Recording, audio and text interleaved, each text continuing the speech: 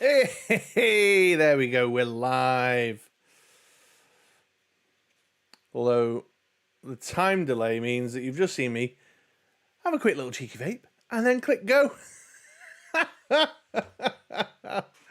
I need one of those little intro theme songs or something to get it going, don't I?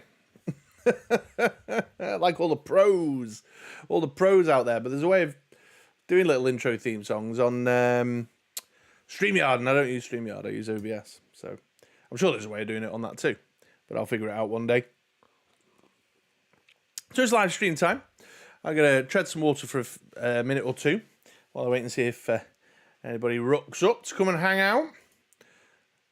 Get a little bit of a live chat audience on the go. You know how it is. But as usual, I've got some prepared material to discuss this evening. Some stuff that's caught my eye that's been going on in the action figure world. But it's a very exciting day for me here today. Hi, Jono. It's a very exciting day for me here today because in the post earlier on, this Naugahyde, along with Pork Belly and Yobbo there, and Jinx arrived. I was having a little play with him before, although I've had to put his rifle... Whoops. He's not a very good stander, obviously. Come on, dude. Play the game. You've knocked poor Dalsim over here. He'll kick your ass. There we go. There we go. Bobby Dubs in the chat. Everyone say hi to Jono and Bobby Dubs. Bobby Dubs right out of the gate. It's just like, yeah, don't talk about the Nemesis Enforcer. Which was more articulation. We'll talk about that. I did snatch the picky. Colonel Angus in the house. Everybody salute the Colonels here. Hello, Colonel Angus. So, yeah, is this your first time joining us live? Yeah, he's a cheeky poacher with no balance. What's Jono got to say? Chris, I think the Muppet who did the music for the Acolyte, Power of One Chanting, is looking for work if you want a jingle. And Eric's here with us as well. Everyone say hi to Charlock. Hi, Eric. Yeah, I need a jingle or something. Or there's obviously a better way of starting the stream, which will be my next little mission. I'll watch some YouTube tutorials to figure that out. Because I hit go, but there's, as I mentioned a couple of weeks ago when we were doing the quiz, there's a time delay between the like the studio management system there and what's coming out my mouth and what I'm doing here. And so I was just like, la la la, quick vape, slurp on my tea. I think it's just kicking my heels. Oh no, you've been around, have you, Colonel? Sorry, my apologies. It's been a while then, I think, maybe. But always a pleasure to have you here, sir. Another valued member of the MoDXtra Games and Collectibles viewing community.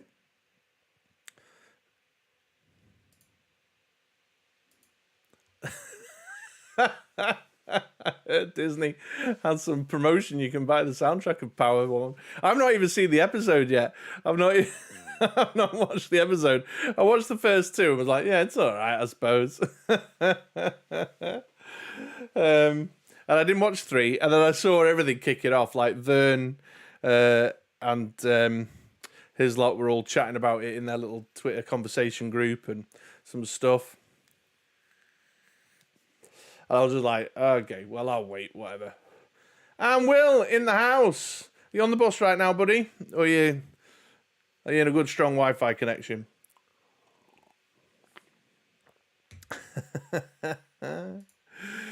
Well, they need all the help they can get clawing that 180 million back.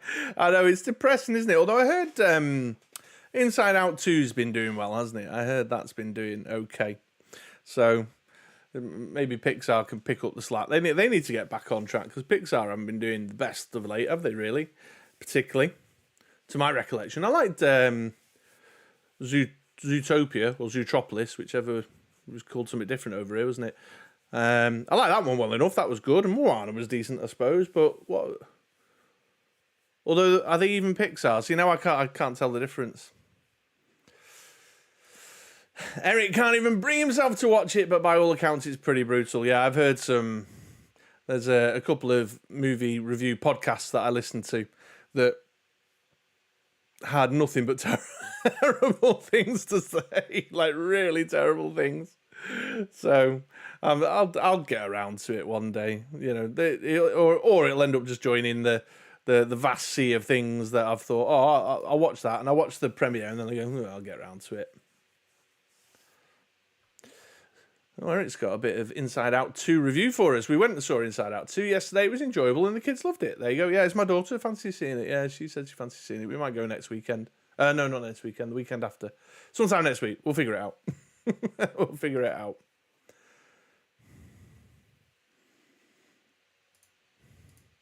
Is that, yeah, you're on the bus? Jono, Disney pretty much fired all the original Pixar crew, so no surprises the movie sucks. Yeah. Yeah. I think the pandemic didn't do them any favours either, did it? And Dr. C. Loss in the house. Everyone say hello to Dr. C. Loss, one of the Joe Bros from over on Discord. If you're a Discord user and you're not already a member, haven't come and joined us, I'll drop you the link in the chat right now. Come and hang out with Eric and Dr. C. Loss and myself and the crew over there. Plenty of G.I. Joe chat and what's not. Okay, cool. Well, let's crack on with it. I've got a few folks with me here today. So, folks, it's time to listen to your friend Chris, in which I, your friend Chris, talk about his times as an adult collector, things that's caught his eye. Well, I'm talking about myself in the third person, like Terry from Brooklyn Nine-Nine, where I talk about things that caught my eye over the last couple of weeks, share them, and then get your thoughts and commentary as well in the chat. And there's quite a few things I've got in terms of prepared material, but of course, we've always got the various cul-de-sacs and tangents that we can take ourselves down as we go on, along with a last-minute drop-in. I was all prepped up. I got everything sorted last night, and then I just finished off some graphics earlier when I finished work. But I was distracted when I finished work because Norga Hyde and Jinx arrived in the post today, so obviously I had to open them first before finishing my graphics off. So I opened them up and played with them for a bit because, you know, why not? and then I went on the Discord just to see what was going about, and everyone was like, Nemesis Immortal! Nemesis Immortal! So I've got a few prepared bits, including a last-minute drop-in, which I put first, I think. But on the agenda tonight, bit of McFarlane Toys, bit of Super 7, bit of Marvel Legends, bit of G.I. Joe, and then at the back end, a bit of a chat about JoeFest, because I know some of you folks are heading up to JoeFest at the end of the week. And with all that said and done, that should bring us to the end of the stream. So let's get cracking on with it, shall we? I'll move to my little display screen so I can show you pickies as we go along. But without any objection, I'll get cracking on with the prepared material if you're all up for it. So what was number one on the list? My notes have gone... See, I wrote my notes and then I've added stuff in afterwards. So I think I went straight in on the G.I. Joe, because if you're not already aware, which I think most of you will be who are with me here now, on the Stinger unboxing stream that took place, what was it, about... Well, 5 o'clock my time, around 5 o'clock or 6 o'clock my time. Early evening, it was about the time I was sorting the kids out with dinner and my son had basketball practice and stuff, so it was somewhere around there. They did a Stinger unboxing, and at the end of the Stinger unboxing, from behind the counter, Lenny produced the Nemesis Immortal, Nemesis Enforcer Immortal. I'll get it wrong several times through the course of the stream. Didn't show us the figure, like, you know, out the box, articulated or anything. Just a cheeky peek at the fig through the window, and they turned it around, showed us the artwork on the back and on the sides and stuff. But this is obviously quite exciting. We had been under the impression after the Yojo June stream a couple of weeks ago that they said that's it for Yojo June, other than some unboxing videos. And then there was speculation knocking around that, oh no, there might be a cheeky little surprise coming yet, and this is the cheeky little surprise one could assume. So there we are, folks. Nemesis Immortal, get your thoughts in chat. I think I made a couple of notes here. So the wing articulation is obviously going to be a make or break kind of situation with it. I zoomed in on the digital render on the back, although I don't think I put the digital render on here, no, on the back, and he seems to have hinge points in the center, and then like maybe an extra hinge point out at the far side. I don't know if it's all the way up to Angel, which I've got out ready, actually. bit dusty from being on the bottom shelf there. But so Angel's got these 3 wing points with a single point of articulation that then fans out, and then you've got a hinge and ball at the back there for you, up and down, and that gives you a variety of options. And the Nemesis Enforcer seems to have a hinge point there as well. So whether it fans out in a similar fashion, obviously time will tell, yet to be seen. But it looks to me, and if you track down the picture and have a look at the back of the box digital render, it looks to me like it does have a hinge point at that point there, but then like an extra hinge point here, I think. I don't know. I'm just speculating from the picture. Put Angel back down there for a minute. So the wing articulation is going to be a make or break. Otherwise, he looks decent. He looks a bit stocky. I might have expected him to be a bit taller. Like, is he a bit short, maybe? I don't know if he's a little bit stunty. Although that may be perspective, because that is that larger size sort of deluxe packaging. So, I mean, he needs to be taller than Sergeant Slaughter, doesn't he, really? When you think about the type of storytelling that you might want to do with the Nemesis Immortal and, the recreation of G.I. Joe the movie and stuff. I'm pretty sure he's bigger, isn't he? He's taller than Sergeant Slaughter in there, and he looks a bit short and wide to me. In fact, Bobby said there in the chat, hang on, I kind of want to see Nemesis Enforcer next to that new Odin. They made both those guys look bulky. I mean, I've skipped over the Odin really because I'm not particularly interested in it, but he looked like a beefy boy, didn't he? So he looks a bit short and stocky, but he's got his 2 kind of Cobra La style blades, the hand swaps, the head swap in there. There was a factory model leak that had the tentacles on it, like retro style Nemesis Enforcer. But I can't see anything of that nature in there unless it's tucked away behind the figure or something. Time will tell. Let's see what everyone's saying in chat about the Nemesis Enforcers. Connor's here. Everyone say hello to Fuller's Figures. Good evening, Connor. Looks really cool, but this lad won't be for me. No, you're not a Cobra La guy? But here Jono's saying, I'm thinking the hinge at the back and the one where the wing leather starts, going by that render. Yeah, it looked to me like there was 2 hinges in there. I agree. So what you're capable of doing with those wings will sort of make or break the figure. If you can get a full folding, like that, and then have a full wingspan like that, it would be tremendous. It'd be awesome. But as we well know, sort of Marvel Legends and G.I. Joe Classified, borrowing advice, best practice doesn't seem to be a thing.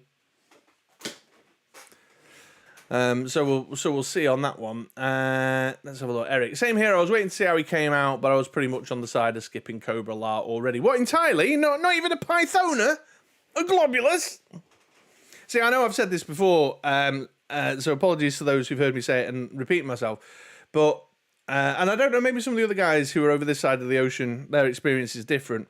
But I never knew G.I. Joe as anything other than a comic book property. You've all heard me talk about the fact that I've collected the old Action Force comics and used to read the old Marvel UK Action Force comics and stuff. That was my life and times as a G.I. Joe guy. So G.I. Joe the movie was the first proper experience I ever had of watching G.I. Joe animated, cartoon G.I. Joe.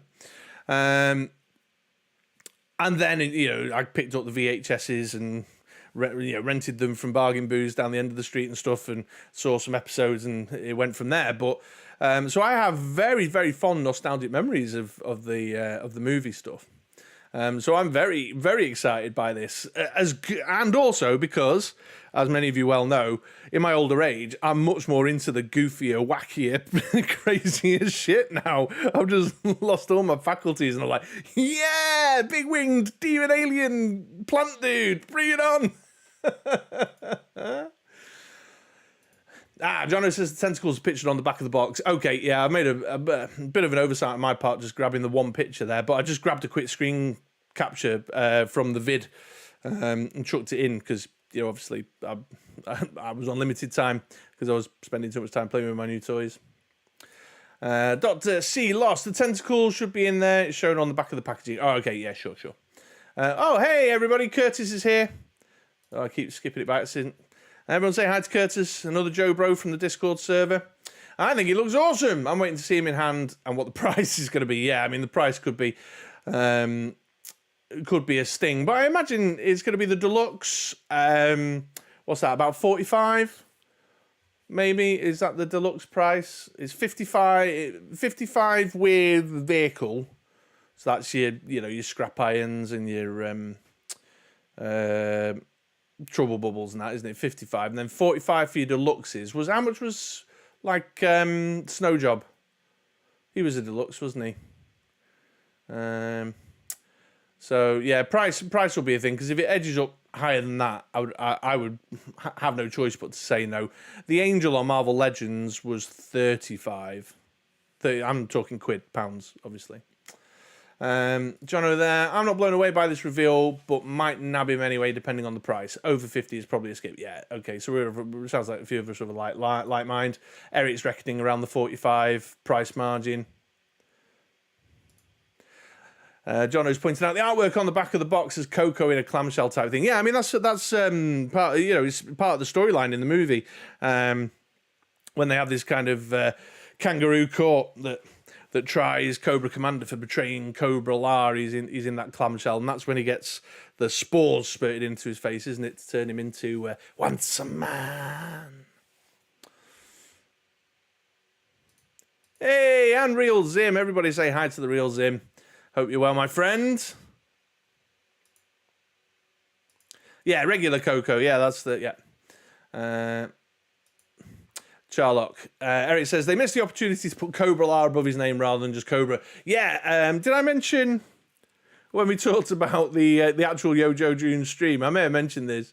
There was someone in chat was passionately aggrieved about the fact that the Iron Grenadiers packaging, the Iron Grenadier and the Iron Grenadier Bat was packaged as Cobra and not Iron Grenadiers. Was like, they are not Cobra, they are Iron Grenadiers, all caps, and then just proceeded to copy paste that same message repeatedly over and over again through the course of the stream. And I was like, okay, well, that dude feels very strongly about the Iron Grenadiers. Gave me a chuckle. Anyway, so they'll probably come out of the woodwork now. Why does it say Cobra? They're from Cobra La. Real Zim, got my pre-orders in but missed the videos due to work. Sure, okay. So that's tonight was the Stinger and the Mad Marauders 2-pack and Sergeant Slaughter, wasn't it? Yo Zim.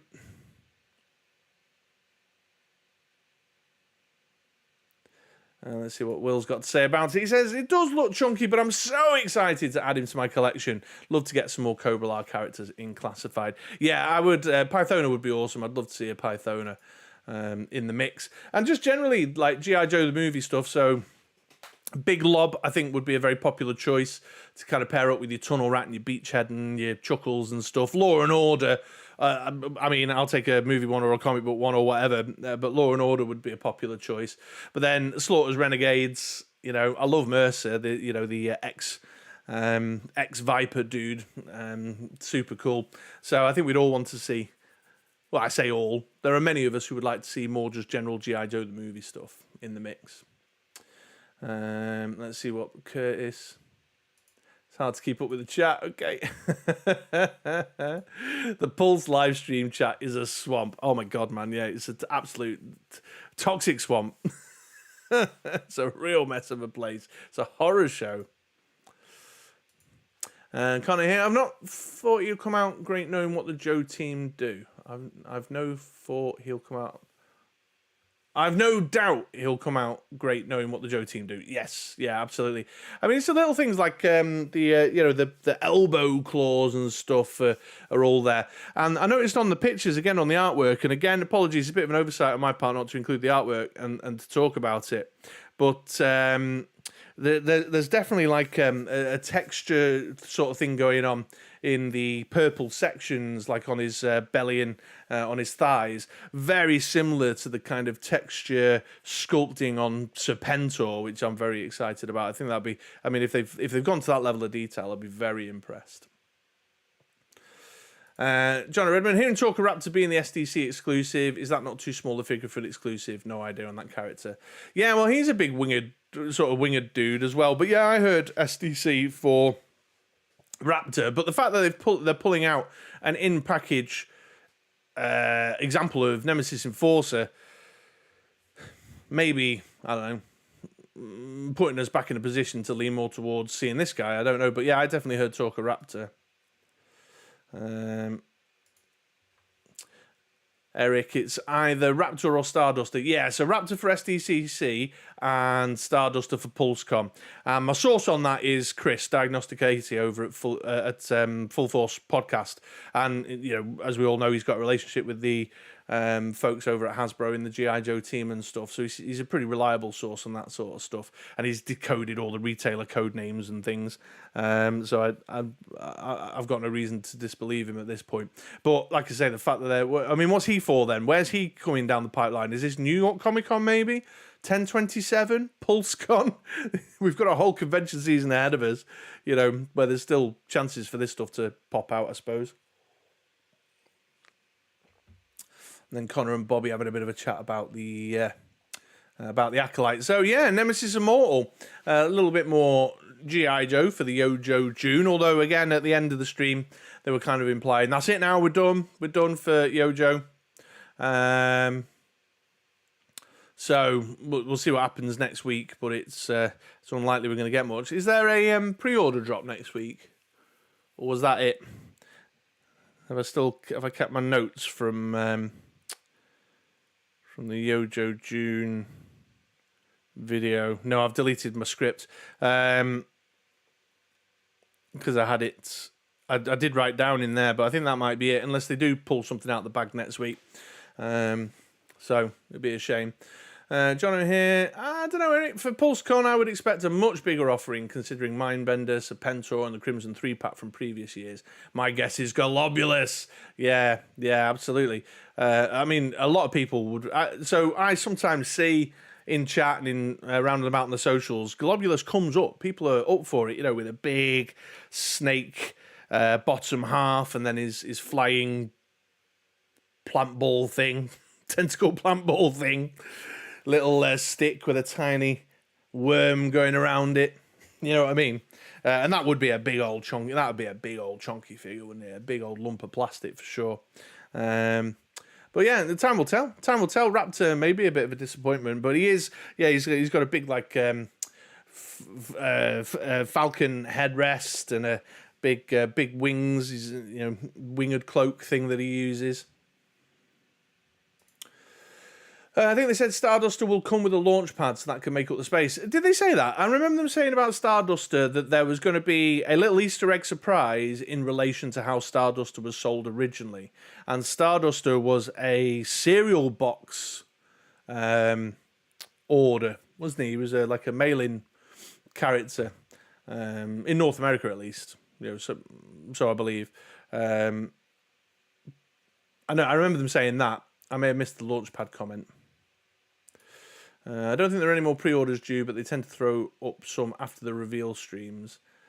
Yeah, but they've done all the unboxings they said they were going to do, didn't they? Because they said they were going to do a Stinger unboxing and a Dragonfly unboxing. So yeah, that may be it. What are we on, the 18th? Yojo June may be done and dusted. You know what I mean?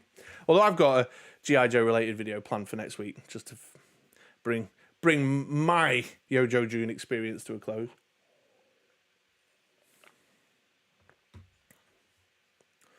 Let's have a look what's going on in chat. Bobby's in agreement with me and Jono there. Hope we get a Globulus and they give him a spear with Megatron's eye on. Oh yeah, because there's the whole kind of Skybound connection now as well, isn't there? And they've leaned into that. You know, they've been putting Energon on the package artwork and stuff, haven't they? With the likes of Big Ben and the Range Viper and what have you. So yeah, a little bit of Skybound acknowledgement wouldn't go amiss, would it? We need another Snake Eyes face with tears of joy. Well, of course, there was that whole on the Toy Kind of Mood interview. There was that whole what was interpreted as an Easter egg because Lenny had an old vintage V4 Snake Eyes in his hand, hanging around on his desk. That was interpreted to mean that he was hinting, I've got the old vintage one out because I'm working on some Snake Eyes stuff. So your wish may well come true, Connor. Hasbro always keeps the PulseCon exclusive, says Jono, around the 80 to 100 marks. It needs to be a major thing. Yeah, PulseCon. So when's PulseCon? That's September, isn't it? So if Raptor does indeed drop at San Diego Comic-Con, and if Starduster is indeed the what do you call it? The other one. Did everyone just see my brain just? Then the assumption is then if this guy's locked and loaded and ready to go that it's this guy. But yeah, I don't know. Time will tell. You can get it from the G.I. Joe Captain Crunch knockoff. Okay, there you go. Yeah. Maybe it'll be packaged in a cereal box or something. Well, I wondered if a cereal box would come in there. Kind of like they did with Quick Kick with the Fudgy Bar. Maybe something along those lines. Last year, it felt like Yojo June went 3 months long. And then Curtis has chimed in there. Last year, they had the HasLab going during June. All on pins and needles for that final stretch goal. Yeah, so that's... you guys... I think Yojo June has been more disappointing in comparison to last year. Obviously, I put a video out late last week, was it? When did I put it out? When I record things and when I post things aren't always lined up, so I forget about the leaks and the impact that the leaks had on my enjoyment of the stream. But then there's a bigger narrative around it because it was a bit flatter, one single stream and then some unboxings doesn't compare to the one a week, bit by bit, excitement, momentum, HasLab going on, all that kind of stuff taking place. I know there's reasons for that, but yeah, it has felt a bit flatter, hasn't it? A bit more deflated comparably. Jono's putting his money down. The packaging's not fancy enough for SDCC, so I don't think it's Nemesis. Right, okay. Well, get down, come everybody to Chris's Bookies, place your bets. What could be a big fancy SDC exclusive proper sexy surprise or PulseCon or 1027. One of them. We've got or New York Comic Con. We've got a convention season of stuff coming up. What could be the unseen, unheard of, super duper surprise? Could it be the Thunder Machine? Is that there's been speculation about a Thunder Machine coming down the pipeline, hasn't there? And a Snowcat. That would definitely blow people's minds, wouldn't it? If they were like, and check out our Thunder Machine with a Thrasher figure. That'd be amazing. Yeah, Connor's with me. I think we're all very much of a like mind. I know a big chunk of the folks in the chat right now commented on my video. Yeah, I hate the leaks. The speculation chat can be fun, but we just know what's coming now. Yeah, and that's kind of where I'm at with it. To flog a dead horse here. I didn't mind making a video saying, ooh, and some people think that this retail code is this, and some people think this retail code's that, and there's been some hints around this. Knowing the name is one thing, but 2 days ahead getting, here's the figure in the box. And then, which was leaked out from a distributor, from what I understand, or a retailer, which then forced their hand so that earlier on that Tuesday, the promo photos went out. And then on the stream, there was nothing but what we'd already seen. Aside from 2 digital renders, which Jono made a good point to me the other day, saying he would have thought there might have been more digital renders. And the retro cardback Cobra Commander, which, was the Cobra Commander out the his tank, redecoed up. There was some exciting twists and turns with that, but... So, yeah, it was flat. There was no, desert. Here, check out this desert Snake Eyes that you weren't expecting, everybody. Woo! Kind of thing, Oh, okay, interesting. So, John O'Hare, everybody. Thunder Machine is a regular release, not a HasLab, according to Lenny. Yeah, no. So that's what I'm saying. Like they produce it as a convention reveal, I suppose, was what I was saying. Like panel, New York Comic Con panel, and just for a bit of sexy excitement, everyone, check out this Thunder Machine. You know how they like to reveal things on the panel and then slip them into the glass cabinet. Eric convinced himself the other day that he wants a Mamba, so now I'm hung up on that, but I still think it'll be the Rattler. Yeah, I'd be very surprised at this point if it's not the Rattler. Very surprised. Yeah, 100% the Rattler. Connor, still with me on the... the speculation is fun and part of the build-up, but we just get picks day before. Yeah, and it's just not... now, if it was just like, hey, folks, these are going on sale on Tuesday, here's some pictures, and the fact that it wasn't like there wasn't event marketing attached to it, a fan stream during Joe June month or a convention event attached to it or whatever, then and I think that's the distinction. Like, I don't mind some stuff getting ploughed out, but it's plowing. What are you ploughing it out in sync with? What's the strategy there? If it's event marketing, like a big fan stream during an event month or a convention, then you really shouldn't be having leaks of that nature.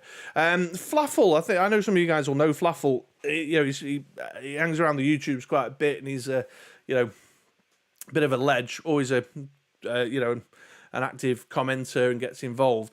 He dropped a note on one of my videos recently. He said that he likes He thought it would be good if we got leaks, but the leaks were just like a little tease, like a photo of a hat or a hand or a rifle or something, which reminded me of, like Mezco and Mondo, they do that, don't they? They put a picture out of just a small section or a silhouette of the figure or something. And I wouldn't mind that.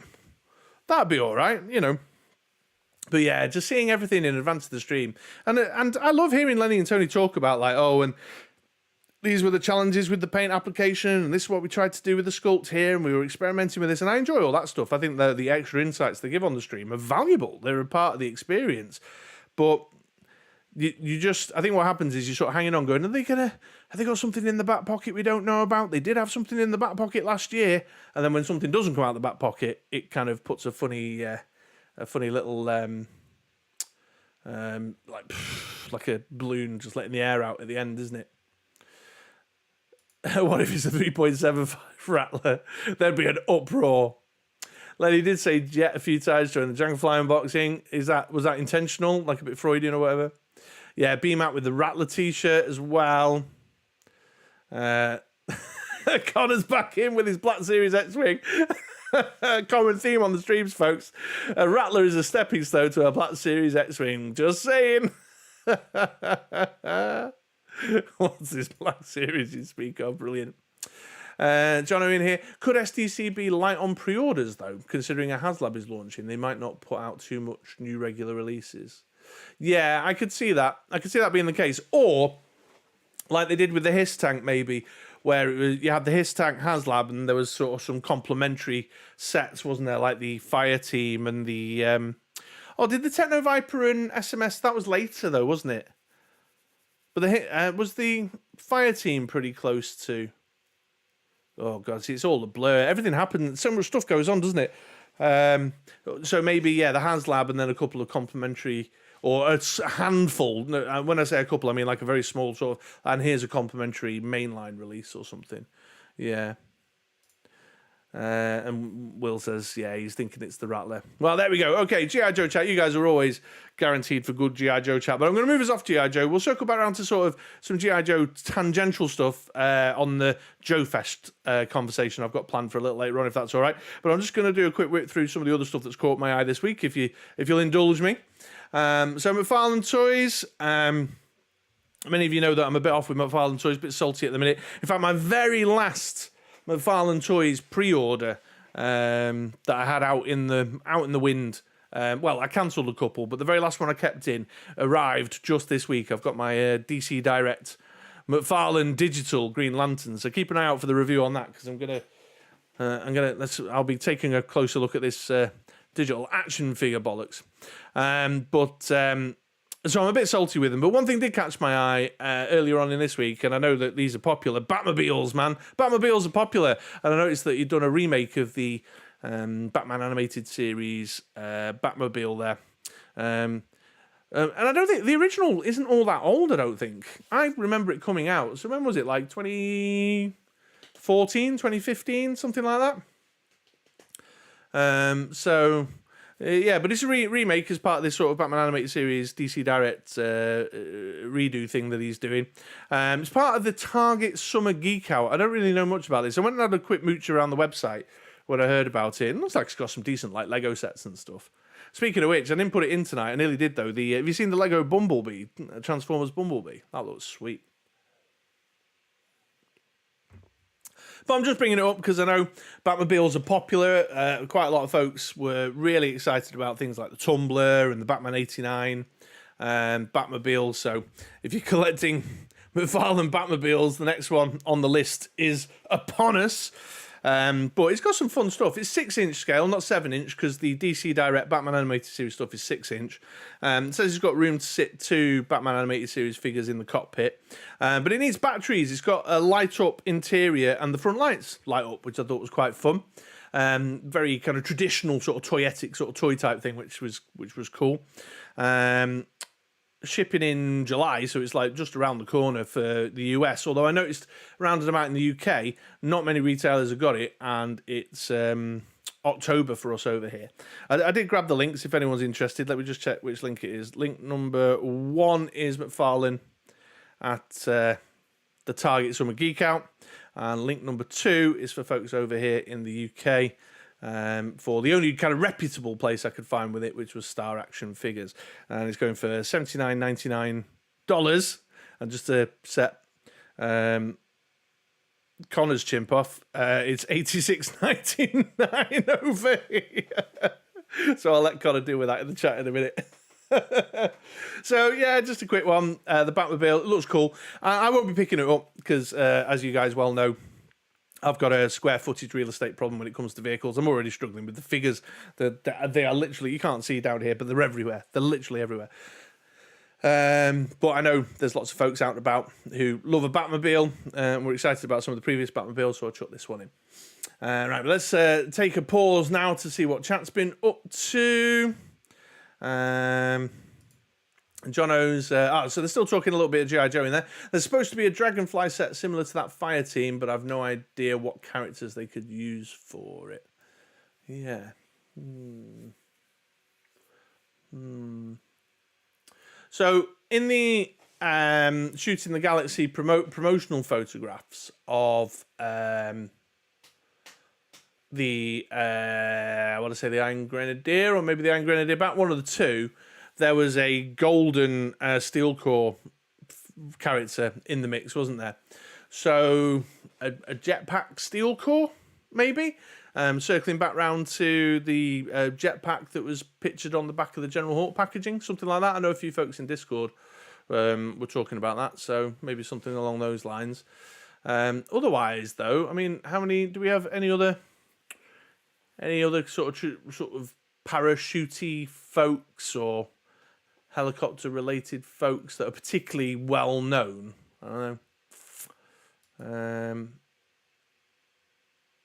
And then we've got Eric here. I'd be fine with a few pre-orders for SDCC. Honestly, I'm pretty positive I'm in for whatever the HasLab ends up being.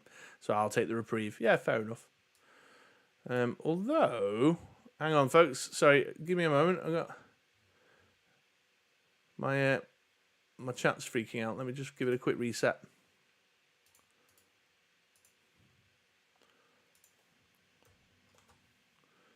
Reconnect. Loading. Very exciting stream activity. Here we go. Right, and then I'll just give it a quick refresh here as well. And that should be working now. Here we go. Yeah,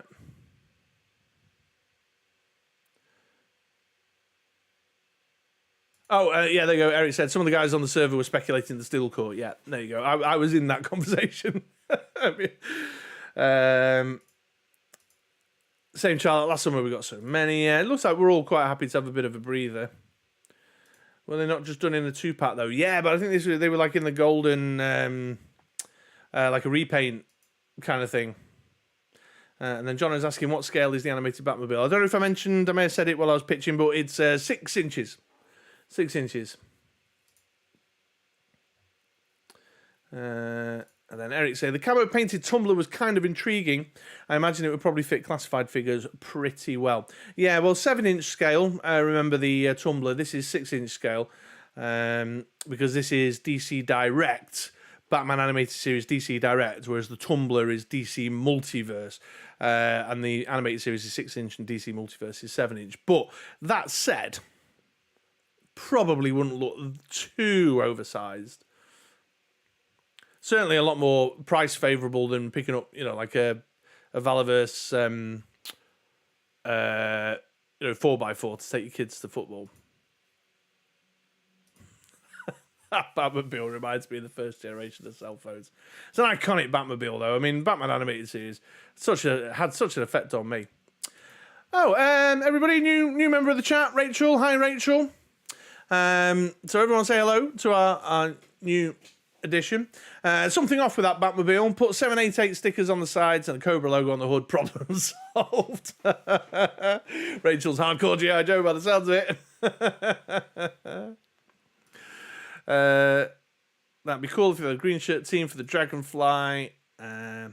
Well, Stinger is 99 in the US, which is 93 euros, and Hasbro Pulse EU charging us poor sods 124.99 euros. I knew if I said something, I'd get you. Oh dear. Right, well, there's the Batmobile. What was next on my list? Oh yeah, this is just a very brief distraction, this one, folks. I don't know if there's anybody interested in Super 7. I'm generally not, but this one caught my eye. The Toxic Avenger the other day from Super 7 Ultimate. It's another 7-inch scale range. Now, the reason this caught my eye, I know a lot of you folks are all of the same age. The Toxic Avenger was like a bit of a naughty, cheeky, like underage watch. Do you know what I mean? Like the not a video nasty, but a film you got your hands on when you were below certification age, and it was kind of actually all right. Although I remember the blender scene. So it just caught my eye because I've got very fond nostalgic memories of the Toxic Avenger. I don't think I'll be picking this up at all, but it's just a brief tangent, brief distraction, because it caught my eye because I was like, oh yeah, Toxic Avenger. Yeah. I remember, very long story short, my uncle remarried, new cousin, older than me, got his hands on, some trauma films and Nightmare on Elm Street and stuff. We watched them when we were way too young to watch them, and just enormously affected our dream, our nightmares, and our general psychology from that point forward. So yeah, brief distraction there, caught my eye. But Super 7, I think, are in a lot of trouble, aren't they? So I've not bothered putting like their Storm Shadow up, but there's rumours that they're about to lose the G.I. Joe license. They've lost the Simpsons. I think they've lost Disney. So things are not going so well over there. They're overpriced is part of the issue, but they're not moving forward with the times either. Hey, Brian's here. Everyone say hi to Brian.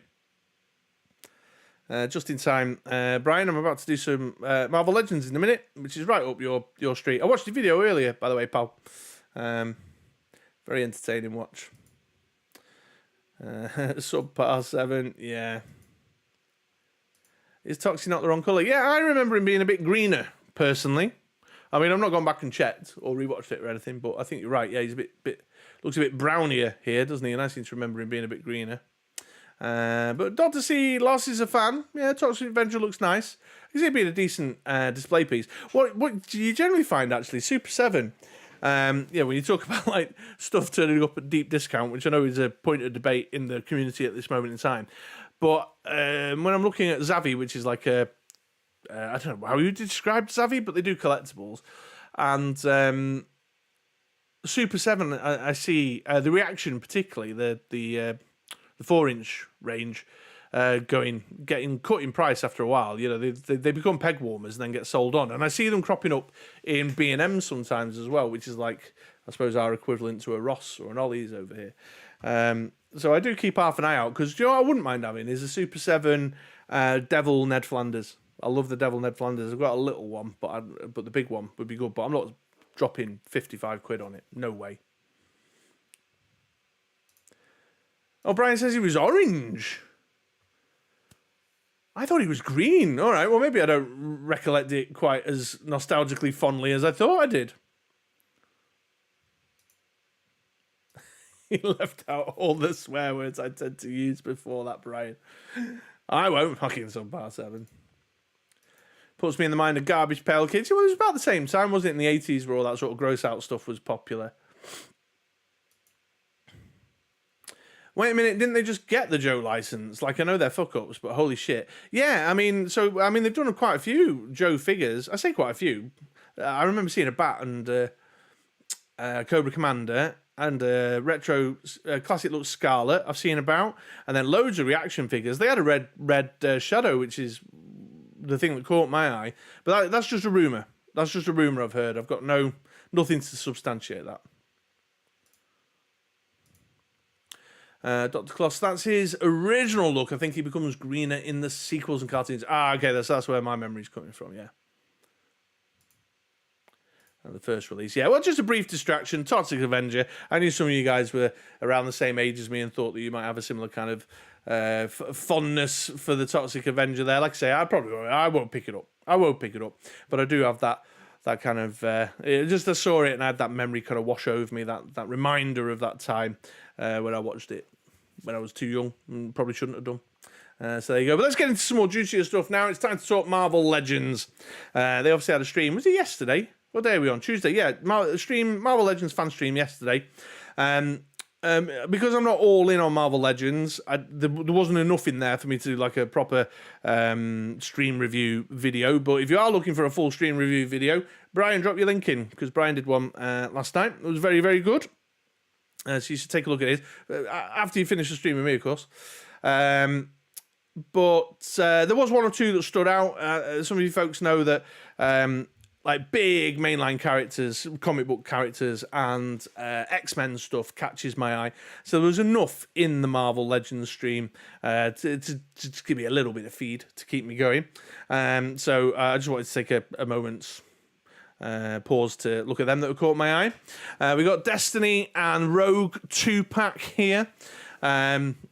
Very traditional kind of Chris Claremont late 70s era looking stuff in the costume designs. Destiny in a blue with the gold mask, Rogue in a green with the green trimming, which was from that era when she sort of transitioned from villain to hero and joined the team and stuff in the second Phoenix storyline. So yeah, pretty decent looking. They are a little bit let down by I suppose the same criticisms that I throw towards Marvel Legends all the time. So if you have a look at Destiny, painted on boots are doing my fucking nutting with the female figures. Well, any figure in Marvel Legends, it really is about time they move past painted on legs and gloves and stuff. It just really does my head in. Particularly on a figure like this that's got bare thighs. You really should have sculpted the boots on there rather than painting them on. So a big turn off for me. It also sucks a bit that there's still, the transition into the newer female book is going very, very slowly. And we're getting characters like Rogue, like Destiny here on the older book. Although they did say in the stream that this is a new sculpt. I don't know if I missed something there. So it's the older articulation scheme, which is a bit of a shame, really. But I want a Destiny. She was on my wish list. Big fan of the X-Men from that era. I love. I've got X-Men villains out right now, actually, on the rotating display space up there, and I like my villains. I like my X-Men villains, and I like my Brotherhood of Evil Mutants, and she's a key character in that. I could take or leave the Rogue if I'm being perfectly honest, although I do like the classic look Rogue, but I've got one that was in the Pyro 2-pack that I can kind of get away with, but if she's coming with Destiny, she's coming with Destiny, and that's fine. But all the little things, like they said, and there's some hand swaps, like, oh, wow, thanks, so generous. Do you know what I mean? I'm just a bit like, oh, come on. Are you joking? So you got the old articulation. It's painted on costuming for things like Destiny's boots. I'm just a bit like, looks a bit shit, but all right. But I suppose even level by Marvel Legends standards. And after saying all that, I'll probably pick up this 2-pack. Because I want the Destiny figure to go with my Mystique. I would have been a lot happier, though, if they'd done a new sculpt of Mystique rather than Rogue. A Destiny Mystique, Lovers 2-pack with a new sculpt of Mystique rather than churning out the same old one with the single elbow joint and stuff. Because at least these have got double elbows on them, look. You know what I mean? At least they've got double elbows and double knees and stuff, even if they haven't got the butterfly joint and the extra torso articulation. So, you take what you can get, don't you? So I'd have been happier if it was a Mystique, but these caught my eye because I'm an X-Men guy. Then I wasn't interested in that Professor X, just looked weird and random, but what did catch my eye was the Phoenix Jean Grey. Very pleased to see this. She's on the new articulation scheme, so she'll be up to the same standard as the Black Widow 60th anniversary and the upcoming Warbird figure, which is great. So she'll have the butterfly joint. She's got the 2 joints in the torso. Just generally well put together, although painted on fucking boots again, which drives me batty. But the head swaps and hand swaps there. The first head looks a little bit shaky, but the second head looks awesome. But the big kind of swinging selling point was the inclusion of this. So she's got a foot stand, and then you can fit a phoenix, flamed phoenix shape up behind her, and they have a kind of display set up to put the figure in, which of course is great because you can cross-purpose it into your Dark Phoenix stuff as well. And I've got the Dark Phoenix too. So that's at risk. Brian made a good point. Sometimes these sort of translucent plastic things end up coming out a bit cheap. Looking a bit cheap, which he's not wrong. Like I've got the Green Lantern. I know it's a different IP, but the Green Lantern, charging lantern from the multiverse, and I was like, oh my god, that is such a cheap, crappy piece of plastic. So the translucent stuff does sometimes come out looking a bit cheap and nasty. I'm keeping fingers crossed that doesn't. I've got a third-party set that I bought to use with my Dark Phoenix, which is like a swirl of flames around her. I reviewed it on the channel if anyone's not seen that. But out of yesterday's Marvel stream, not into the supernatural stuff. So the Blackheart and the Vampire Storm and the... I tell you what was annoying, that Wolverine, he's in the classic... Did you see what uniform he was in, Jono? That made me chuckle. I thought of you when I saw that. And the Dracula looks all right, but it's just not a character I'm into. But they were the 2 main things. Although I'm skimming chat now and thinking maybe I should have taken more time to look at some of the other stuff. So Will there, don't collect Marvel Legends, but did love how the Phoenix looked. Brian thinks the Dracula looks awesome. Dracula and Helverine were the standouts for me, but not must-haves. Oh, so you like the Helverine, did you? I thought you might be a bit pissed off because it was the classic brown uniform, but not a proper brown uniform one. Hey, everybody, say hi to... Well, I think you probably already have by now, but Marvel fans here, everyone. Welcome, my friend. Pleasure to have you with us, as always. Dracula is cool. The bath is epic, just nothing for me. Yeah. Everyone's saying hi to Marvel fam. One of the better baths. Yeah, I mean, don't get me wrong. I think the Dracula, I think looks great. It's just not a character that I connect with. I haven't read the comic books. One of the reasons I almost exclusively collect X-Men related Marvel Legends is because that's what I read X-Men right the way through the 90s, all the way into the early noughties, and then picked it up again a couple of years back and sort of caught up. So it's what resonates with you, isn't it, I suppose, at the end of the day. Brian, it was rumoured to be a Mystique with Destiny. I wonder why they changed it. Yeah, interesting. I would have much preferred it. I'd have taken at least a double elbow, double knee Mystique, a bit of an updated resculpt. even if it wasn't going to be all the way. Maybe that's why. Maybe that's why they've held it back, because they're going to drop her in a single pack. Maybe in the retro card line with the new articulation scheme. Perhaps that's the reason why. Sorry, guys, just needed to wet the whistle there. The new Mystique will come in a different 2-pack, because fuck Marvel Legends and their 2-packs. Yeah, or what do people call them? The hostage packs. I had a big old rant about the 2-packs in the Wolverine 50th anniversary stuff, because I'd have liked the Lalandra, but I've not got one because I didn't want to buy the 2-pack. In fact, in the end, the only one I went in on is the Sabretooth Wolverine, and I was a bit like, no, I don't really want the civilian clothing Wolverine, but I did, you know. So I agree. So yeah, Mystique will turn up and it'll be like something really random, like Mystique with who's a really random X-Men villain. I don't know, like oh god, my head's just gone blank. Oh, in the moment of pressure, I couldn't think of a random X-Men villain, like a Callisto or something. I don't know. Curtis, that Phoenix is looking good. Yeah, folks are liking the Phoenix. Eric, I'm glad to see Legends making the transition to better articulation for the females. Yeah, it's just going slow, and I understand the reasons why, but it's about tooling and resources and budget and blah blah blah. But it's going slow.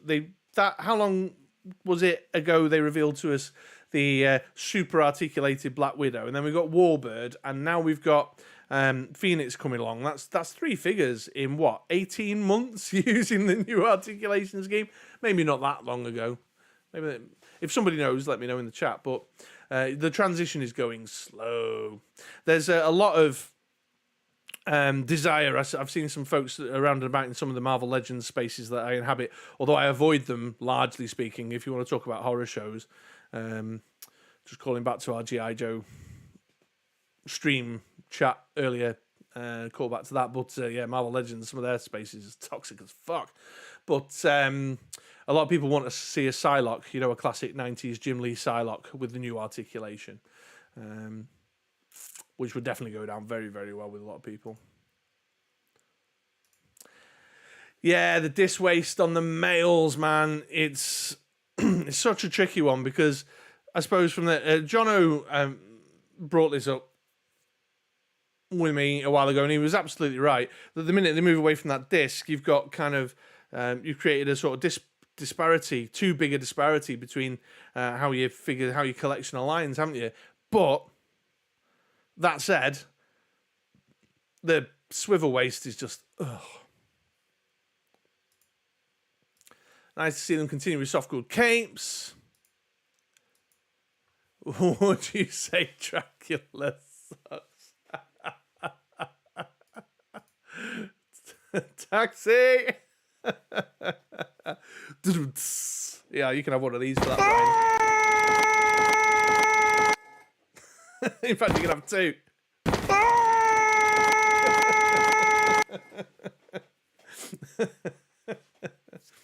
Oh dear. Oh dear.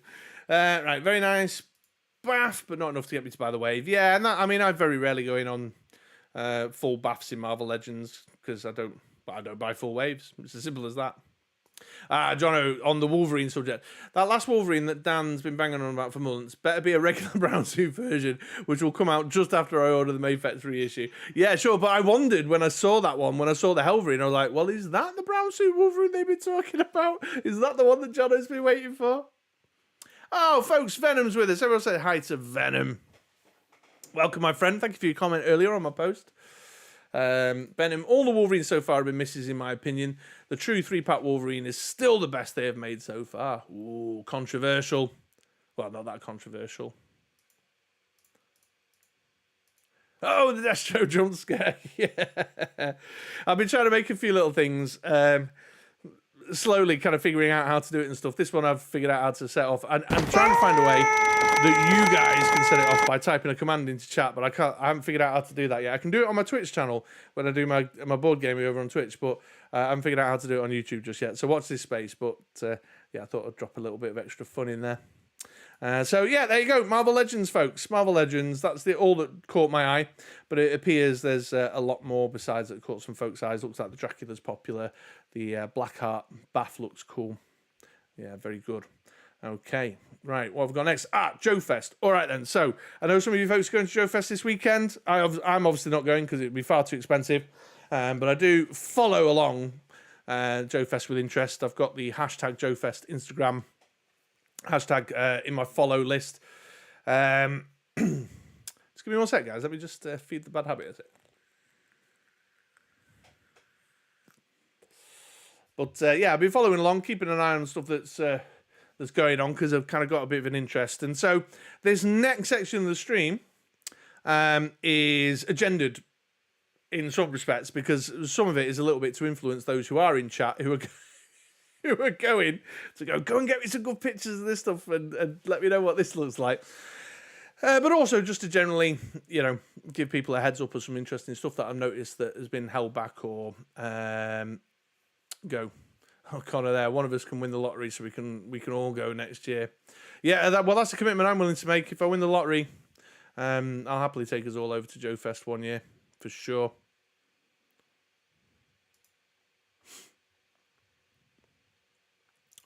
Oh, no worries, Venom. Thank you for taking the time to comment. I read every comment and reply to every comment. Well, to the best of my ability. Sometimes I miss some unintentionally, but yeah, that's it's a big part of the whole experience for me.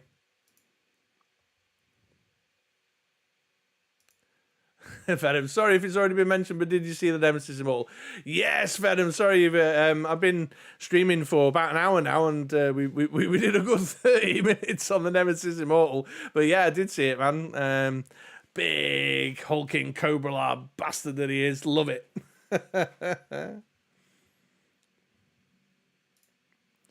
Eric's flying out on Friday. I think, Bobby, you're off to JoeFest as well, aren't you? Correct me if I'm wrong.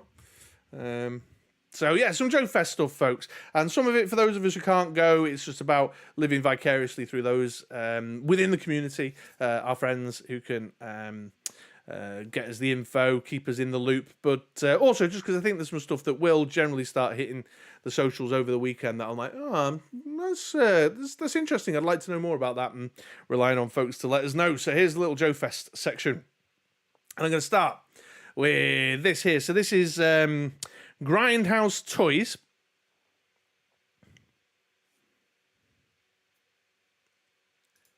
Oh, don't worry about it, Venom. Yeah, no bad at all. Looks super good. I can't wait for it. Oh yeah, we got another Nemesis Immortal fan in chat, folks.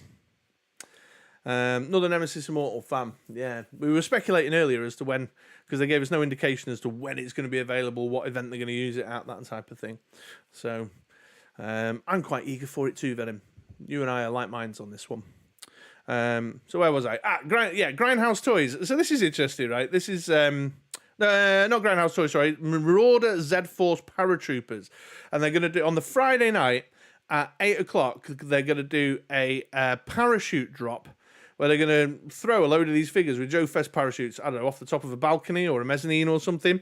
They said they've got dozens and dozens of them. And they're just basically a free figure and parachute that participants, if you're there at 8 on the Friday, it's just before the swap shop or something, so get yourself a free figure, and then if you go to the stall the next day, it's numbered and you'll get a little gear bag to go with it. So a little custom figure, a little custom parachute for your 6-inch figure there, and they're also selling them at their booth. So I thought, yeah, that's nice, isn't it? A nice little unique touch. Giving a few away for free, but you can buy some for yourself if you want to get some of the parachutes for your own guys. Yeah, I thought I'd draw attention to that one because that's obviously the JoeFest parachute as well, with it being JoeFest branded. It's a unique item that you can get just at the event. It's a nice little touch. So this caught my eye on Instagram when they were advertising this the other day. I was like, oh yeah, sweet, like the look of that. Oh, speaking of which, let me just check which link number it is. Link number 6. There you go. I'll just drop in chat. That's the JoeFest website and the JoeFest Instagram that I've seen a lot of this stuff on over the last couple of weeks. Right, let's just see what chat's got going on. Venom, hard to believe it's already here. So still a bit of chat about Marvel Legends. Yeah, Jono and Bobby getting caught up on flaming Wolverines. Jono, one thing of note for the Marvel Legends team, most of their reveals tend to be actually in-hand figures, not renders. Yeah, that's a really good point. You're right. Yeah, you're right. To their credit. Eric, I do envy that part of the live stream and the regularity of them. Yeah, sure. Yeah, that's a very good point, actually. Just trying to think back to the last time I felt like maybe it was just a digital render. No, it's for as far back as I can remember. Actively remember, I suppose, would be the better way of putting it, because it's probably not all that long back.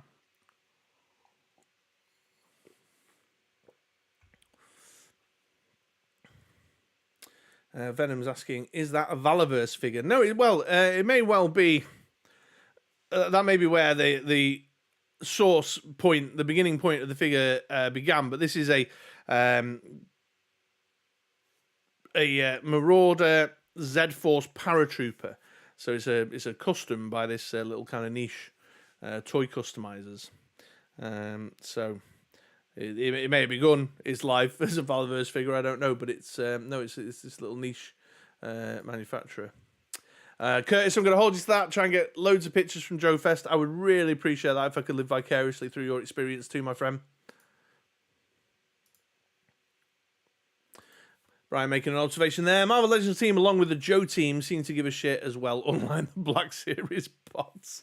Yeah, I know. I just find the Marvel Legends guys less engaging. You know, their on-screen personality, their on-screen charisma isn't as strong, I don't think, as Lenny in particular. I think out the G.I. Joe squad, you know, they're not quite as animated and dynamic or as lively and passionate about the way they talk about the stuff as, say, Emily, Lenny, and Tony are. That's not to say I don't think they don't give a shit. I just the stream experience of their on-screen work isn't as strong, but they definitely love their Marvel Legends. They love their Marvel stuff, that's for sure. And Dan Yun is always out and about, isn't he, on the socials, getting involved. Not that long ago, Hot Wheels collectors were kicking the shit out of each other in parking lots of supermarkets. Okay, is that in response? Have I missed something earlier on in the chat there? Is that in response to something a bit earlier on in chat? Or did I say something in relation to Hot Wheels people kicking the shit out? I mean, thanks for the update. You might have to explain that one to me, John. Oh, sorry, I'm being slow on the update there. Black Series really are the worst. It's like every stream, somehow we manage to get back round to slagging Black Series off, don't we? Oh, dear. Connor says, thinks the Marauders are 4-inch. Oh, are they? Oh, my mistake then. Apologies. I may have misnoted that. Double, always fact check me, folks. That's fine. But I still think it's a fun idea, isn't it? You know, a bit of something special to the event, getting folks together, parachuting troopers. It's just so, it's man-child playtime, and I'm all up for that. You know what I mean? Parachuting figures off the edge of a mezzanine, bring it. Yeah, come on. You know what I mean? The quality of the on-stream products. Marvel Legends guys have a corporateness about them for sure, yeah. And I think some part of that.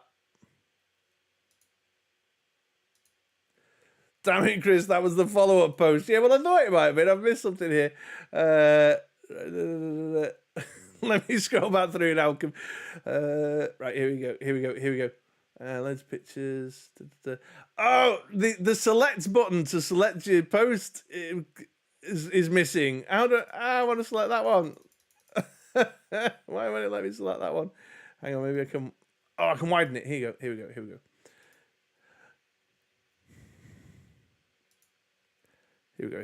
we go. Oh, it's cut you off. For some reason, your chat comment's gone too big. That's a bit weird, isn't it? People are going to get trampled trying to get these figures. Have they not met toy collectors before?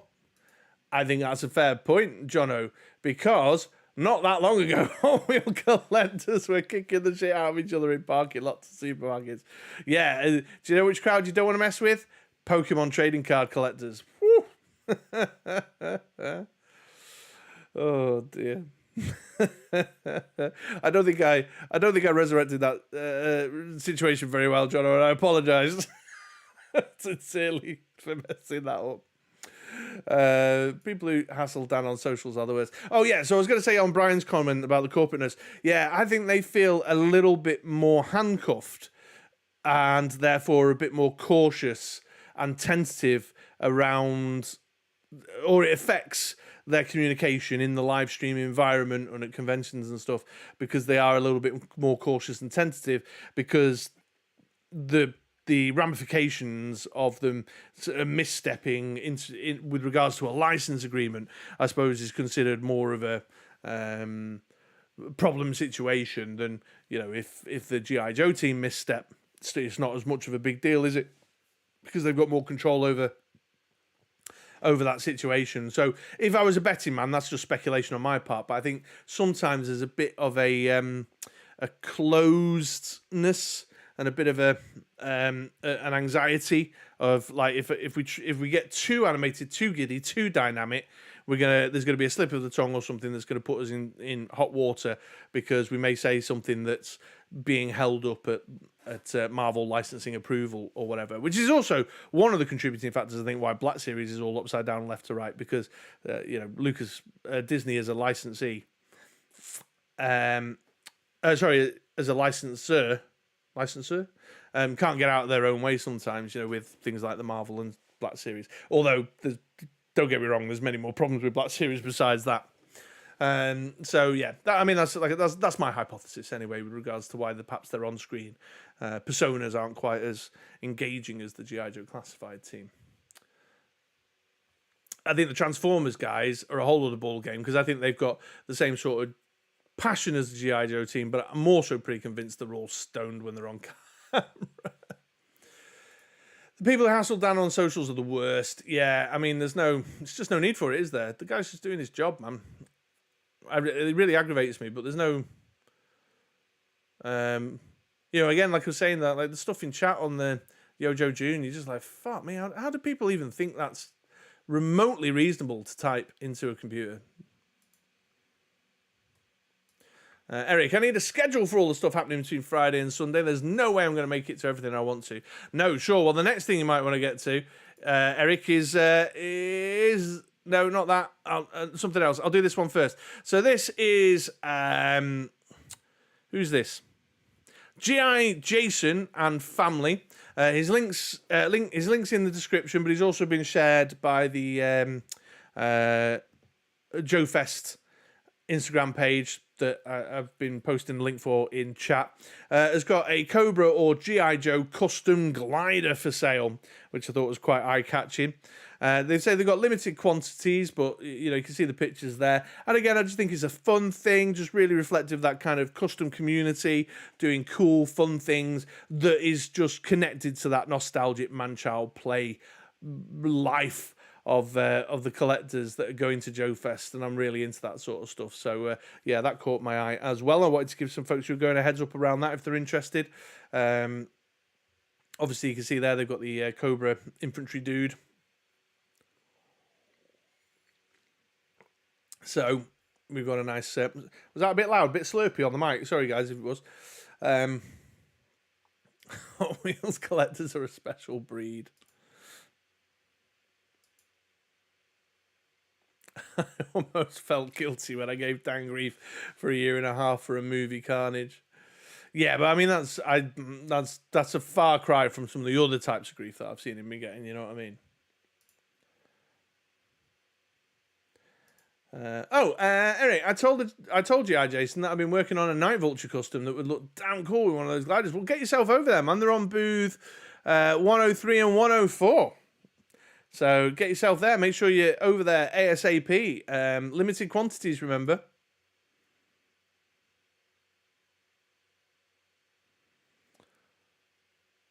Venom. Transformers are in their own corner. Seems so detached from the other brands, but to be fair, third-party Transformers put Hasbro's figures to shame. I'm surprised they still turn a blind eye to them. Yeah.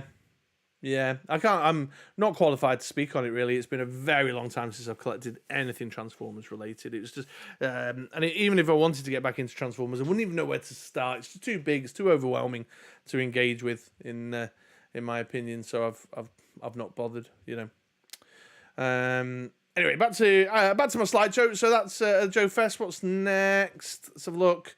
Oh yeah, so Fresh Monkey Fiction are going to be there, folks, and their little cheeky JoeFest sort of celebration special thing is a Larry Hammer action figure. This is in their 1/18th scale, which is the same size as this is 1/18th. The Eagle Force figures that I recently reviewed on the channel. Go check it out. Here's the latest video link. So he's only a little fella, little 4-inch fella. Yeah, I thought that was kind of cool, kind of a bit fun. Although I did notice it's also available on their website, $30 too, which is pretty damn steep for a little 4-inch figure. But I thought that was exciting. But if you are there, Eric, Curtis, anyone else, I know G-Force is going. He's not here tonight, but he's going to be vlogging it too. So here's his YouTube channel. Give it a sub if you're not already subbed to keep it out for his. He is the recommended and preferred MoDXtra Games and Collectibles JoeFest vlogger, friend of the channel. But if Fresh Monkey Fiction are there, obviously, guys, get over, check out their displays, their glass cabinets, any Monster Force stuff going on, any Crimson Moon prototypes, any of that shit. Photo from every angle, from underneath, from top, as much as you can. I need as much information. I am fast becoming a Fresh Monkey Fiction fan. I've still kept my pre-orders in for the Crimson Moon Trooper dude and the one in the black uniform as well, which I've forgotten his actual name. But looks like a black red shadow basically. So I'll get those in hand. I've paid over the odds for them. We've got a deal over here actually. Kapow Toys has struck a deal to start shipping them over, although they're way behind timeline wise, because they're talking autumn and Big Bad Toy Store are talking summer for shipping. But anything they've got on their displays, guys, do me a favour, give me photos. Anything Crimson Moon related on the 6-inch. Anything Monster Force related on the 6-inch. I need to know more. I'm hungry to know more because I'm quick becoming a little bit obsessed with this stuff. And now I'm at the point where I absolutely need to know whether my hopes, dreams, desires for Fresh Monkey Fiction 6-inch lines are going to come to life or not. Because I've either got to let it go or go all in. You know what I mean?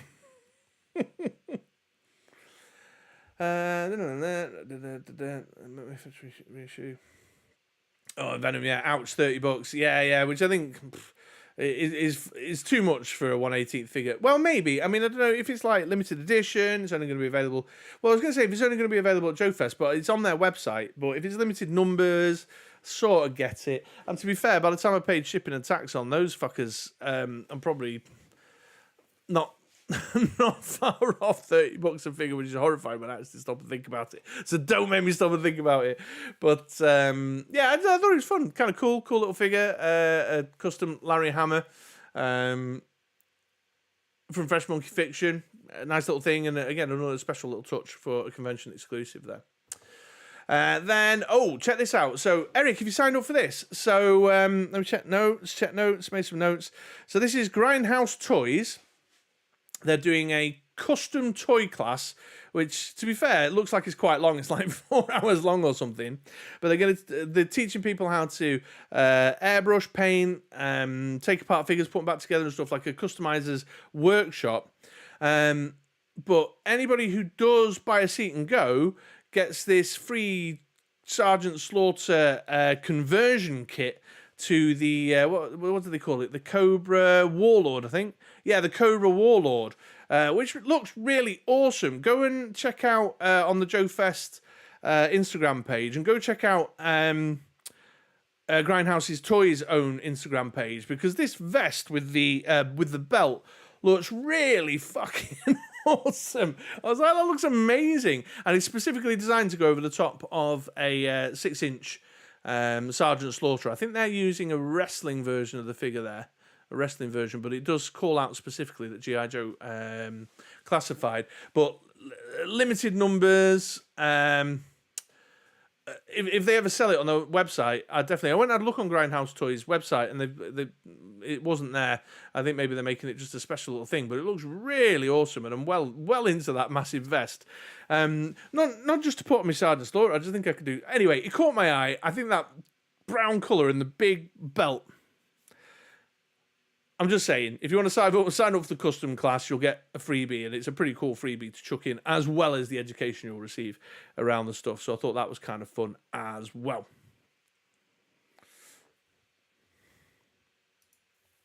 I didn't sign up for the custom class. I'm not super interested in turning my Sarge into a traitor.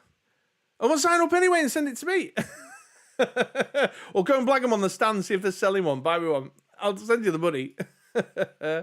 I heard the class is a long one, so I don't want to take myself out. Yeah, that's I go to gaming conventions. You guys know this, and that's a pain. That you pay to get into these conventions, and you go take part in an event or something, then you realise you've missed the exhibition. It's the only thing you've done all day long, and you paid the ticket price to entry to the convention, and then you didn't really actually experience the convention. It just happened to be the location, the concentrated location for the event to take place that you went to. So I get that. Totally get where you're coming from there, Eric. Still, I think that's kind of cool, kind of fun. So again, something special, different for the JoeFest experience. I'm into that. Then Ramen Toys are going to be there, guys. They've got two event exclusives that I'm aware of from their Instagram page. They've got a stealth gullwing, similar to, but legally distinct from, that's in a different colour scheme there with your, I don't know what his name is, Frat Maction or something. And then you've got the exclusive desert scheme on the 112 armoured tank.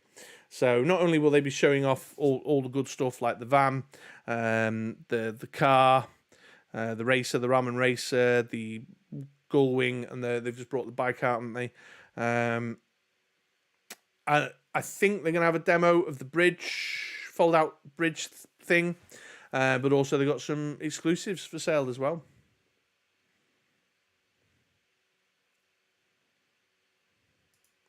Is the Monster Force Translucent Blue King and the Bloody Red Dracula going to be exclusives for JoeFest?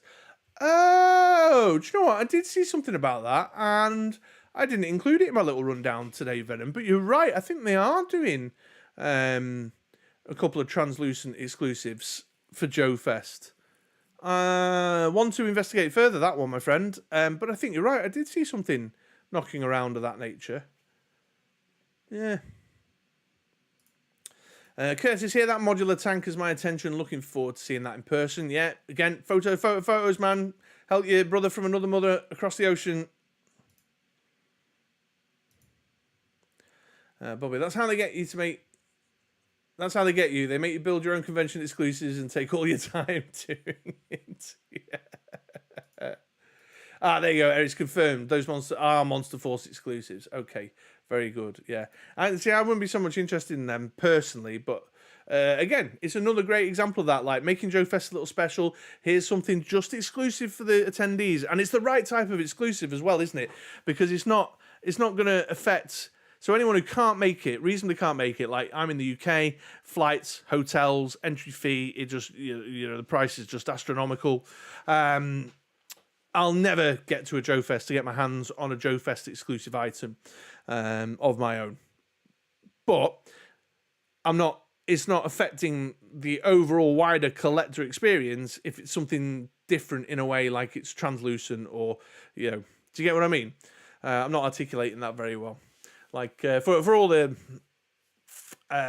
my salt about McFarlane, he does his convention exclusive rights because the weird, wacky repaints and saying these are only for sale at this convention, but don't panic because it's not. I'm not giving you, the main core uniform look of the character. It's something a bit different. This is like the stealth version of the gullwing. I'm not so sure about the desert version of the tank. I can see that having a wider appeal, but a stealth version of the gullwing, for example, is another great example of that. So yeah. Rock on Monster Force, I suppose, is what I'm saying there. Hopefully they'll go online soon. I think Case over at Ramen Toys said there'll be a chance to get these online as well. Okay, perfect, yeah. And Connor's in agreement with me. Very true, don't mind convention exclusives like that. Yeah, absolutely. Or, there was a time through the pandemic, of course, I loved the advent of online conventions because, and I know Connor, Jono, Brian's around in the chat over here, you'll all back me up on this, that for a long time through history, there was lots of stuff going on in North America that we would read about or hear about, and we'd hear about it in magazines and in, or whispers about things in comic shops and toy shops that we never got to saw, didn't know existed, just exclusives or mail away versions of things that would never have got even close to our collections over here because they were North American exclusives. I mean, the cost of shipping is expensive now, but I mean over there. And so the advent of online conventions where you could order convention exclusive stuff and be a part of it because you're watching it virtually with everybody else around the world was something I actually really enjoyed through the pandemic. Now, don't get me wrong, I appreciate the fact that they're going back to the in-person experience because you can't replace a handshake and a smile. You just can't. And the experience of getting together. But I do appreciate I did appreciate that element of it all because you don't understand how deeply this idea that there was an experience around this thing you were passionate about going on that you just couldn't even get involved in, particularly through like the 80s and 90s. You find out you see a photo online, you're like, where's that come from? And it was a convention exclusive from like 1992, and you're like, well, I've never even fucking seen that until today,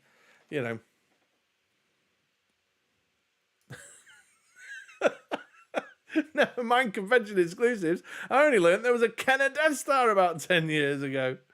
Oh, I bet that goes for a good whack as well. You want to check out like Leicester Vintage or something?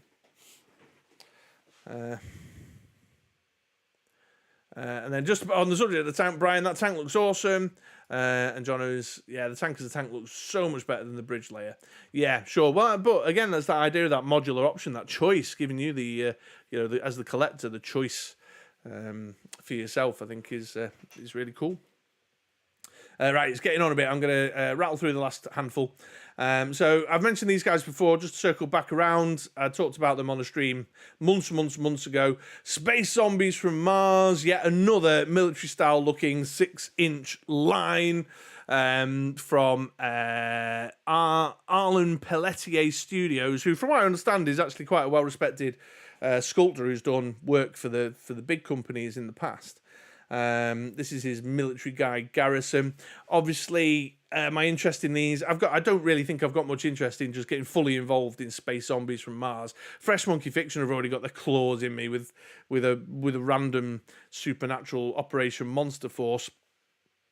But what I am particularly interested in, again, from you folks who are going to JoeFest, go and have a look, give us the feedback, let us know, take a peek at their displays, see what's going on, is how complementary they may be or elements of them may be to things like G.I. Joe Classified, because I would be interested in a line like this, tangentially, the same way I treat Action Force, the same way as I'm kind of treating the Fresh Monkey Fiction stuff as a complementary 6-inch line, that elements of which I can integrate into my G.I. Joe Classified series collection, but I'm not kind of all in on totally. And I think this, the guy looks pretty cool. Cool little sort of astronaut dude with his big old jetpack. Got a bit of a sort of Centurion feel about him, which I kind of like. Looks well sculpted, lots of added value. And the accessories, presumably at 6-inch scale, will be cross-purpose. That's the same as well for these guys, Patriot Force. Don't know much about them. These look a little bit more generic, kind of, here's another military line. But are there elements of this that would be complementary, or parts of it that could slip into the that kind of wider G.I. Joe Classified experience, where I can cherry pick bits that I think might be nice, And let's see what folks think of those.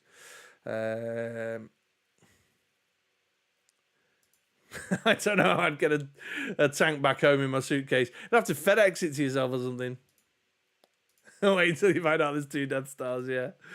Jono, that spacesuit dude does look cool as fuck. Yeah, he does. He looks good, doesn't he? Looks good. And like I say, I wouldn't have given it a second look. I'm a bit more skeptical about this Patriot Force stuff. They just kind of hit my Instagram feed out the blue in relation to JoeFest, because I follow the hashtag JoeFest, and I was a bit like, meh, I don't know. I mean, it just looks a bit... Basically, it looks like a Valaverse Action Force knockoff, doesn't it? But this dude, it's got a bit of a different flavour. Space Zombies from Mars. I mean... The zombies may look cool, I don't know, but they could have some funky aliens or stuff. But certainly the more central military-style figs like this, if they are nice and complementary to like G.I. Joe Classified and stuff, I'd give them a second look or a consideration, depending on price and stuff, of course, you know. Yeah, they're displaying them time at JoeFest, as well as things like Fist. Fist Studios are there with their Space Orcs and soldiers and stuff. So there's a lot going on. Besides, those were just a few things that caught my eye that I thought, I'll give my mates a bit of a heads up on that one. Yeah, Connor's never heard of them. Patriot Force looks off proportion wise. Vest looks. Yeah, I'm not. I'm more skeptical about them, to be honest, than I am about the space zombies from Mars. These are curious to me. It's one of those, like, if they're dead cheap and the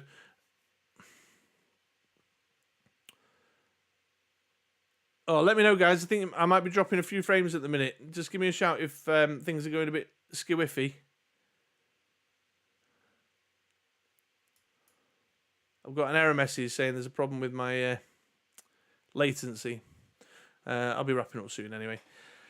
Yeah, so these guys, but like if they're cheap or cheap enough and the accessory selection is good, then you know what I mean? Or a bit of custom fodder for the folks who customise, maybe, I don't know. As Venom rightfully observes, this Patriot Force one has definitely got a bit more of a competing with Valaverse vibe. But I don't know. That's why I'm bringing it up, I suppose, is to say, like, are they off proportion? Are they a bit cheap and janky? If someone's going, go take a look. And let me know.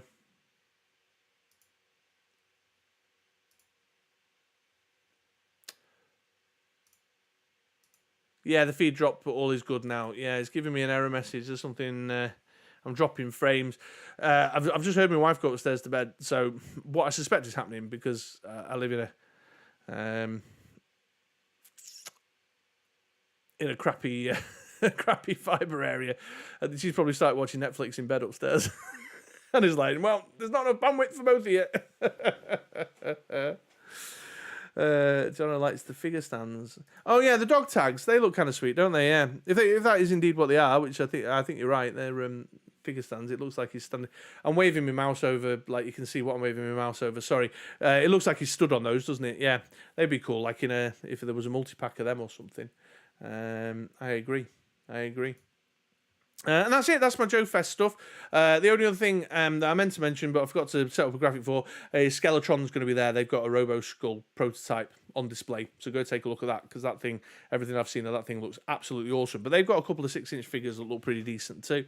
So if they've got them around, go take a nosy at those. But remember, friends, Joe Bros from the States, that your brothers from other mothers from across the ocean will be watching your Instagram feeds and your Discord channels with sincere interest. Please do let us live vicariously through your experience, and I hope you have a really tremendous time. It looks like it's going to be awesome. Everything I've heard about the experience, unless you end up boxing with Bobby Valor in the lobby, of course, but and Tony. But besides that, everything I've heard about the experience is really awesome, and I am envious. I'm wildly envious. I did notice actually on their website that they're calling it JoeFest US. I was like, right, okay, well, where's JoeFest? Where's JoeFest Europe or JoeFest UK? Venom here. The thing with Valaverse is that they refuse to innovate on their figure body proportions. Hopefully these look as good as in the renders. Maybe the vest can be turned a bit, but the body looks good. Yeah, I mean, that's it. And again, that's the point, isn't it? That if they've got a prototype or some demonstration figures at JoeFest, I'd be very interested to hear from folks who are there. What do they look like? Because digital renders are one thing, aren't they? We all know this. We've all been in the game of collecting this stuff long enough that digital renders don't tell enough of a full story, do they? And this is indeed true, Jono. That Robo Skull was on display last year too. It's never coming out. And that's it. That was everything for my prepared material, boys and girls, ladies and gents. That was everything that I had lined up to stream and talk about this evening. I'm going to sit up a little bit more so that the mic's not, covering all my face. So what else have we got going on? So yeah, Jinx and Norgahide, they arrived today. Give me a day or two to get some man-child playtime in with those, get hands-on with them, and make some notes and write a script for review. Well, I don't write a script, but you know what I mean, get my bullet points together. So they'll be coming in the next few days. The M. Bison review is recorded and in the can, as is the Dalsim review. So we'll get those out imminently too. And then next week, although this will probably come out after I stream next week, if I stream next Tuesday, I've got a little Yojo June thing. I've got the next instalment of my packaging Easter eggs series that you may be interested in. So that's everything else that's everything else that's coming up on the channel otherwise. But as always, at the end of the stream here, I'll open the floor to you folks in chat, see if there's anything else you'd like to briefly talk about before I wrap it up and head off to get my my late supper and some beauty sleep. He says, watching the bandwidth, hoping it sticks out. It seems to have rectified itself of its own accord, to be honest. It went off a bit, now it's back on. But I'll see if there's anything else. Quite a few of you sticking out with me, growing the numbers slowly but surely. Tell your friends.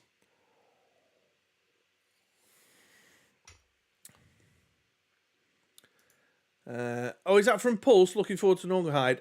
No, Brian, it's I use Kapow Toys.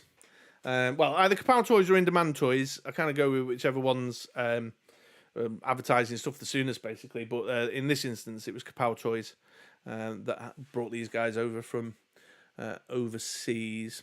So yeah, not Pulse. I've got them from Kapow, one of our friendly local independent toy retailers over here that imports the stuff from. We've got the box here. I think it's Hong Kong. Got a little sticker on the back. Yeah, Hong Kong says on the little sticker. Because of course they've got no choice but to import it from Hong Kong. We'll not reinitiate that conversation. Oh, well, here we go. We've got Rocco the Great. First chat comment of the night stream saying, smash the like button. So welcome, Rocco, and thank you. Thank you very much.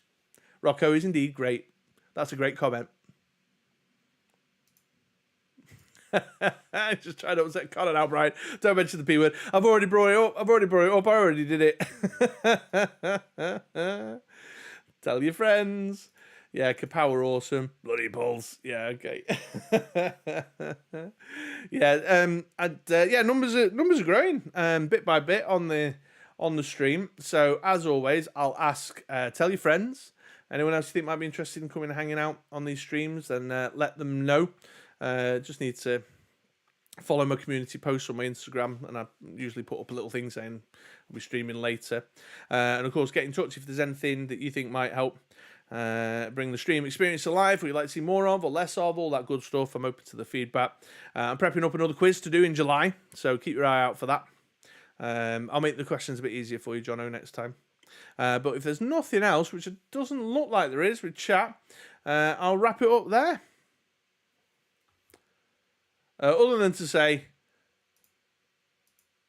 Colonel Angus has got his Scout with Ferret coming tomorrow. Have fun, man. Have fun. Connor reviewed it recently. Connor got his, and it came very favourably reviewed. So I imagine, knowing you a little bit from your comments and our interactions, Colonel Angus, that you'll have a merry old time with your Ferret.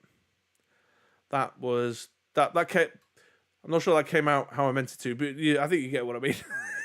All right, guys, I'm going to wrap that up there then. Thank you very much for coming out and hanging with me on this Tuesday night.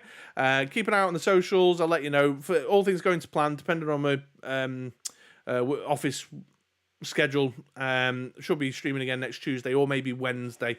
But keep an eye out on my socials for that. Pleasure to have you here with us always. And take it easy, folks, all right? I'm going to hit end stream now, and then it's going to ask me, are you sure, do you want to end the stream? And I'll say, yes, please. It's getting late. Bye-bye now.